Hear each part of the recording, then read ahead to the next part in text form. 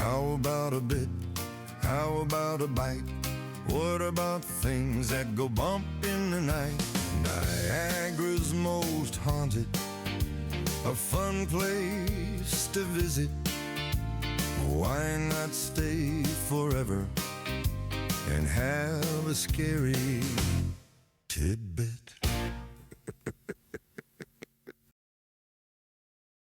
I'm standing here in the Screaming Tunnel on Warner Road in Niagara Falls. This is the place in Niagara Falls that has perhaps one of the greatest legends of ghosts. You see, there's various versions of ghost stories that surround this tunnel, but let me start out by telling you the first one and where it originated.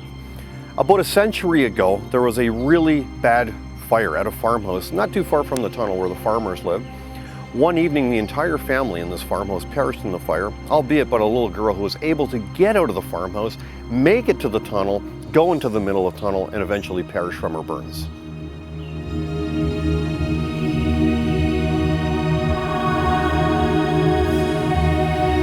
Our second story involving the ghost of the little girl that haunts the tunnel is a little more serious and sinister. You see, legend has it, about a century ago, a family was dysfunctionally breaking apart. The wife was leaving her husband and wanted to take the kids. So the story goes something like this, that the father, unable to come to grips with the fact that his wife was leaving him and taking the kids, took his daughter out into the tunnel here and murdered her, and then eventually murdered himself.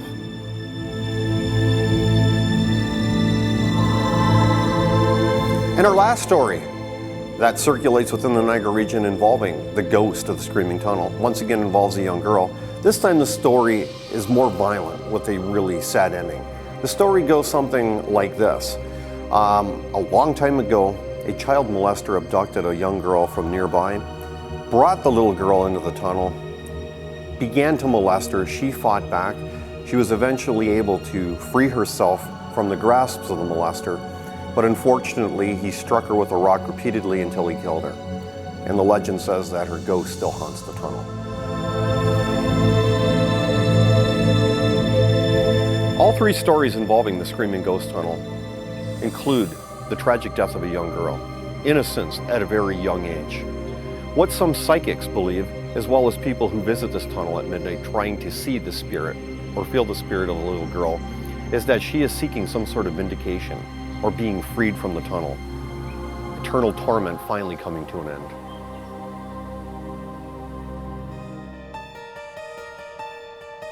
For decades, people of all ages, all walks of life, have been visiting the Screaming Tunnel on Warner Road, hoping, just hoping, to catch a glimpse of the legendary ghost of the girl who haunts the tunnel. They say that the best time to possibly see the ghost is to come around midnight.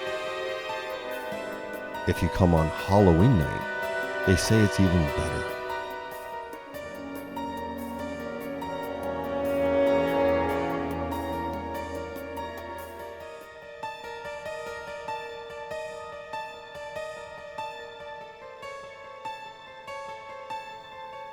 So, if you are going to come into the tunnel, be sure to bring something that's going to be of utmost significance, a candle. And be sure that you have something to light that candle, because they say that the ghost loves the sight of a fresh, burning flame. Perhaps that flame is to light or be a sign of light into the next dimension, perhaps where she needs to get to.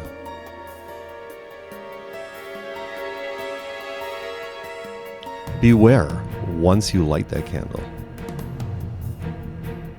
you might get what you actually hope for. And who knows, is that going to be a good thing? What if she does show up in the tunnel? What if she does pay you that special visit? You know, that visit where you least suspected that she is there, she is lurking, and she is just around the corner. Were you ready for it?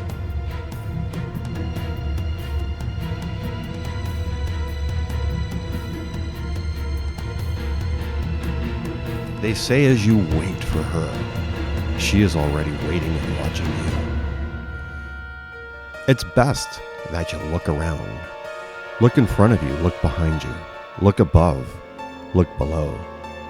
For they say that the ghost of the screaming tunnel on Warner Road is always present, whether it be day or night.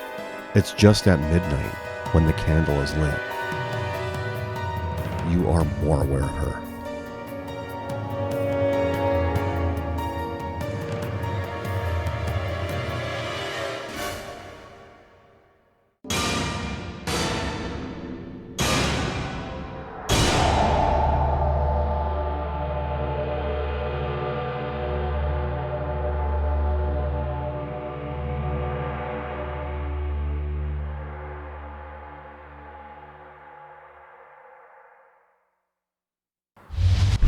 I'm standing above the Screaming Tunnel, an area that once was populated with farmland where crops were grown.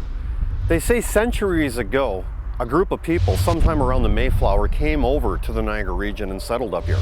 Some say they weren't the kindest people, some would say they were even extremely evil. Legend has it that this group of people were involved in the occult. And they say that because of their evil ways and playing with satanic and occultic practices, that the Screaming Tunnel, which would eventually be known as the Screaming Tunnel, became possessed or inundated with an evil spirit that will never go away. Well, that concludes our visit to the Screaming Tunnel on Warner Road in Niagara Falls. I must say, it's been an absolute slice. I never get tired of coming to this place. I've lived here my whole life, and this is just one of many places within the Niagara region that has always been one of those you need to see it. Teenagers, young adults have always found this intense fascination with coming here at midnight to see if the ghost will blow out the candle. But let's face it, urban legends are the things that kind of keep us excited, keep us young at heart. Did you hear that? Something's in here with us. We have to move. Stay close to the light. It's getting closer!